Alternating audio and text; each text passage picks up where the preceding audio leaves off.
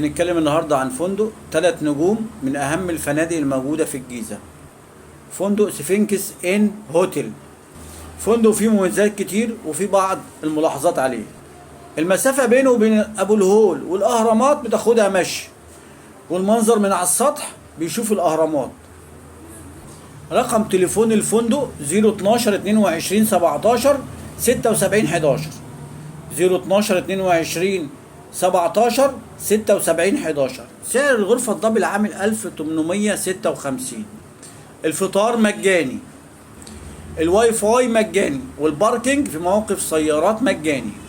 الغرف بتاعته مكيفة، وهنجيب لكم ملاحظات، كل الملاحظات بعد كده. الفندق بيسمح باصطحاب الحيوانات الأليفة أعزكم الله. الفندق قريب جدا من الأهرامات، بتاخدها ماشي زي ما قلنا، والمنظر من السطح جميل. الفندق بيرحب بالنزلاء والستاف كله ودود. في توفير الجولات السياحية، وفي برضو حافلة من المطار إلى الفندق، والعكس من الفندق للمطار. بس نصيحة، يعني ممكن التاكسي يبقى أوفر شوية. الطعام متوفر في أي وقت ولذيذ، ومعظم الطعام الفطار اللي مجاني محلي، أكل محلي.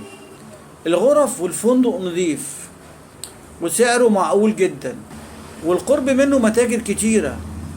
نخش على بعض الملاحظات على الفندق. بعض الغرف تحتاج لصيانة، لا يمكن رؤية الأهرامات بشكل واضح إلا من على السطح لوجود بنايات عالية قدامه. اعمل تشيك على الغرف. الفندق فيه تجديد في بعض الغرف، واعمل تشيك على الغرف لأن فيه غرف دون المستوى. قلنا ان سعر سائق السيارة لو عايز تروح مشوار ممكن يبقى ارخص شوية من اللي بتوفره لك الفندق. بعض الغرف صغيرة الحجم. احنا اهم حاجة عندنا المنظر، الاكل، الاجهزة تبقى شغالة والسباكة كويسة، فلازم اعمل تشيك على الغرف. وبرضو الفرش في بعض الغرف يحتاج لتجديد، يبقى انا بدفع فلوس ابص تشيك على الغرفة ما عجبتنيش خلاص مش عجباني. لكن هو معظم الغرف بحالة جيدة. او الفيديو قصير لان مش لاقي ملاحظات على الفندق تانية اقولها.